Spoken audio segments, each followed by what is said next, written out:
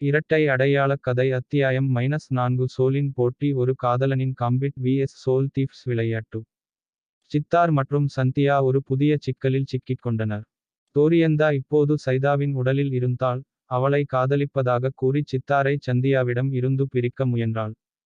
இது சித்தாரை மனரீதியாக மிகவும் பாதித்தது. ஒரு நாள், சித்தார் மற்றும் சந்தியா ஒரு கோயிலுக்குச் சென்றபோது, அந்த முதியவர் மீண்டும் தோன்றினார். அவர் சித்தாரிடம், தோரியந்தா இப்போது சைதாவின் உடலில் இருக்கிறாள். அவளது சக்தியைக் குறைக்கும் ஒரே வழி, நீங்கள் சைதாவுடன் திருமணம் செய்வதுதான், என்றார். சித்தார் அதிர்ச்சியடைந்தார். அவர் சந்தியாவைப் பார்த்தார், அவளது கண்களில் பயம் இருந்தது. சித்தார் முதியவரிடம், நான் எப்படி சைதாவை திருமணம் செய்ய முடியும்? நான் சந்தியாவை காதலிக்கிறேன், என்றார். முதியவர், இது ஒரு உண்மையான திருமணம் அல்ல, சித்தார். இது ஒரு சடங்கு. தோரியந்தா உன் காதலுக்காகத்தான் உன்னைப் பின்தொடர்கிறாள். நீ சைதாவை திருமணம் செய்து கொண்டால், அவள் உன்னைக் காதலிப்பதாக நினைப்பாள், அவளது சக்தி குறைந்துவிடும். அப்போது, நீங்கள் இருவரும் சேர்ந்து அவளை முழுமையாக அழிக்கலாம், என்றார். சந்தியா, சித்தாரிடம், நாம் அதைச் செய்ய வேண்டும், சித்தார். நான் உன்னை நம்புகிறேன். இது ஒரு சடங்குதான், நாம் அதைச் செய்து, தோரியந்தாவை முழுமையாக அழித்து விடலாம், என்றாள். சித்தார், சந்தியாவின் விருப்பத்தை மதித்து, சைதாவை திருமணம் செய்ய ஒப்புக்கொண்டார். மறுநாள், அவர்கள் ஒரு கோவிலுக்குச் சென்று சடங்கைச் செய்தனர். சைதா, அதாவது தோரியந்தா, மிகவும் மகிழ்ச்சியாக இருந்தாள்.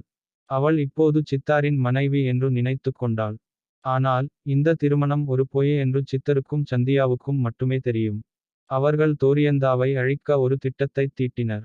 சந்தியா மற்றும் சித்தாரின் ரகசிய திருமணம் தோரியந்தாவை முழுமையாக ஏமாற்றியது. சைதாவின் உடலில் இருந்து அவள் சித்தாரின் அன்பைப் பெற்று விட்டதாக நம்பி, அவளது சக்தி மெதுவாகக் குறைந்தது.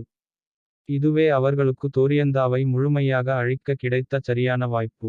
ஒரு நாள், சித்தார் சைதாவிடம், நான் ஒரு பயணத்திற்குச் செல்கிறேன். நீயும் என்னுடன் வருகிறாயா? என்று கேட்டார். சைதா, அதாவது தோரியந்தா, மகிழ்ச்சியாகச் சம்மதித்தாள். அவள் சித்தாரும், அவளும் ஒன்றாக நேரம் செலவிடப் போகிறார்கள் என்று நினைத்தாள். சித்தார், சைதா மற்றும் சந்தியா மூவரும் ஒரு புனிதமான இடத்திற்குப் பயணித்தனர். அந்த இடம், ஒரு ஆற்றின் அருகில் இருந்தது.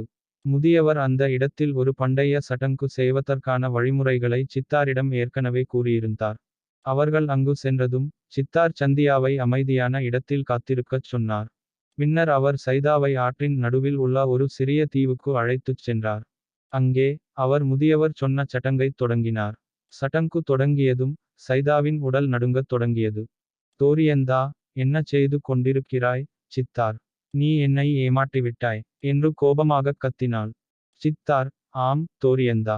உன் அன்பை நான் விரும்பவில்லை. நான் சந்தியாவின் அன்பை மட்டுமே விரும்புகிறேன். உன் தீய சக்தி இந்த இடத்திலிருந்து நீங்க வேண்டும், என்றார். தோரியந்தா கோபத்துடன், நான் உன்னையும், உன் சந்தியாவையும் கொல்லாமல் விடமாட்டேன், என்று கத்தினாள். ஆனால் தோரியந்தாவின் சக்தி ஏற்கனவே குறைந்துவிட்டதால், அவளால் சித்தாரை எதிர்க்க முடியவில்லை. சடங்கு முடிந்ததும், சைதாவின் உடலில் இருந்து ஒரு கருப்பு புகை வெளியேறியது. அந்தப் புகை வெளியேறும்போது, ஒரு பெண் உருவம் தோன்றியது. அது தோரியந்தா, ஆனால் அவள் ஒரு சக்தி வாய்ந்த ஆவி. தோரியந்தா ஆவியாக, நான் உன்னைக் கொல்வேன், சித்தார், என்று கத்தினாள். இருப்பினும், அந்த நேரத்தில், சந்தியா கரையிலிருந்து ஒரு புனிதமான பொருளை எடுத்து, ஆற்று நீரைத் தூக்கி தோரியந்தா மீது வீசினாள். தோரியந்தா வலிந்து அலறினாள், அவள் ஆவியாக இருந்ததால், புனித நீர் அவளை எரித்தது. தோரியந்தா வலிந்து, அலறியவாறு, சந்தியா, நான் உன்னை மீண்டும் சந்திப்பேன், என்று கூறி, கருப்பு புகையாக மாறி மறைந்தாள். சந்தியா மற்றும் சித்தார் இருவரும் நிம்மதியாக மூச்சுவிட்டனர். சித்தார் மற்றும் சந்தியா அவர்களிடையே உருவான பயங்கரமான முடித்துவிட்டதாக அந்தொடர்ந்து நம்பி, நிம்மதியடைந்தனர்.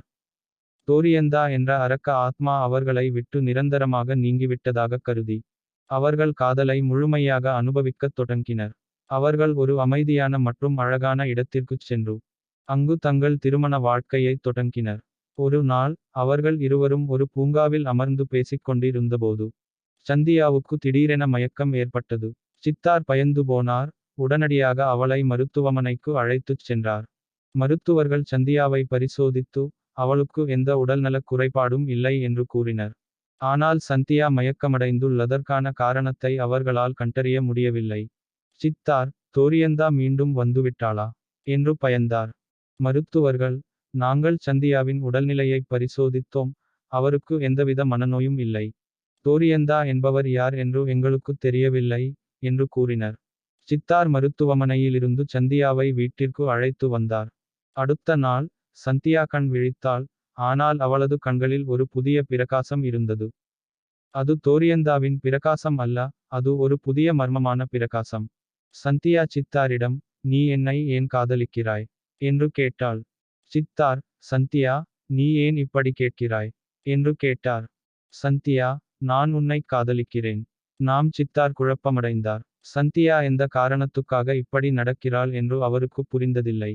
அவர் சந்தியாவின் நடத்தை தோரியந்தாவின் நடையைப் போல அல்ல என்று பார்த்தார். ஆனால் அது சந்தியாவின் நடையைப் போலவும் அல்ல. ஒரு நாள் சித்தார் சந்தியாவைப் பின்தொடர்ந்து ஒரு ரகசிய இடத்திற்குச் சென்றார். அங்கெல்லாம் அவர் ஒரு பெரிய மந்திர புத்தகத்தையும் ஒரு மாய கண்ணாடியையும் கண்டார். அந்த சைதா, அவள் தோரியந்தாவால் கொல்லப்படவில்லை. ஆனால் அவளது ஆத்மா தோரியந்தாவால் கைப்பற்றப்பட்டு சந்தியாவின் ஆத்மாவுடன் இணைக்கப்பட்டிருந்தது.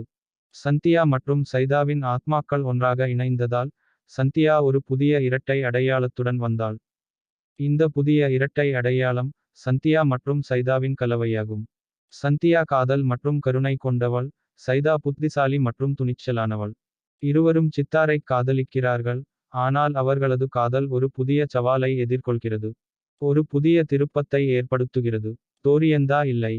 சந்தியா மற்றும் சைதாவின் ஆத்மாக்கள் இணைந்ததால் ஏற்பட்ட இந்த புதிய இரட்டை அடையாள அத்தை சித்தார் எதிர்கொள்வது மிகவும் சவாலாக இருந்தது. ஒரு பக்கம் சந்தியாவின் காதல், மறுபக்கம் சைதாவின் புத்திசாலித்தனம். சித்தார் இருவரையும் சமமாக நேசிக்க வேண்டியிருந்தது. ஆனால் இரு ஆத்மாக்களும் ஒரே உடலில் இருப்பதால் சில சமயங்களில் அவர்களுக்கிடையே ஒருவிதமான மோதல் ஏற்பட்டது. ஒரு நாள் சித்தார் சந்தியாவுடன் பேசிக் கொண்டிருந்தபோது அவள் திடீரென சைதாவாக மாறினாள். சித்தார், நாம் இருவரும் சேர்ந்து ஒரு நிறுவனத்தை ஆரம்பிக்கலாம். நான் ஒரு வெற்றிகரமான வணிகராக மாற விரும்புகிறேன் என்றாள். சித்தார் அதிர்ச்சியடைந்தார். ஆனால் சந்தியாவுக்கு அதைச் செய்ய விருப்பம் இல்லை என்றார் அவர். சைதா, நான் சந்தியாவும் அவளும் நானும்தான். நாம் இருவரும் ஒன்றாக ஒரு வாழ்க்கையை வாழ வேண்டும் என்றார். இந்த புதிய சிக்கலை சித்தார் எப்படி எதிர்கொள்வது என்று தெரியாமல் திகைத்தார். அவர் சந்தியாவிடம், நீங்கள் இருவரும் ஒரே உடலில் இருக்கிறீர்கள். ஆனால் உங்கள் எண்ணங்கள் வித்தியாசமாக இருக்கின்றன. சந்தியா, சித்தார், நீங்கள் எங்களை காதலிக்கிறீர்கள். ஆனால் நாம் இருவரும் வெவ்வேறு ஆளுமைகளைக் கொண்டவர்கள். நாம் ஒரு உடலாக இருந்தாலும் நாம் இருவரும் தனித்தனி ஆத்மாக்கள். நீங்கள் எங்களை ஒன்றாக ஏற்றுக்கொள்ள வேண்டும். ஆனால் உங்கள் முடிவுகளை கவனமாக எடுக்க வேண்டும் என்றாள். சித்தார் சந்தியாவின் ஆலோசனையை கேட்டு ஒரு புதிய வழியில் சிந்திக்கத் தொடங்கினார். அவர் சந்தியாவின் காதலையும் சைதாவின் புத்திசாலித்தனத்தையும் ஒன்றாக இணைத்து தங்கள் வாழ்க்கையில் ஒரு சமநிலையை கொண்டுவர முயற்சித்தார். அவர்கள் ஒரு புதிய வாழ்க்கையை தொடங்கினர். சித்தார் ஒரு நிறுவனத்தை தொடங்கினார். சைதா அது நிர்வாகம் செய்தால். சந்தியா சித்தாரை ஆதரித்தாள். அவர்கள் இருவரும் ஒன்றாக ஒரு வாழ்க்கையை வாழ்ந்தனர். இந்த சித்தார் இப்போது 2 ஆத்மாக்களின் காதலன். இரட்டை அடையாளக் கதை அத்தியாயம் -5 தொடரும்.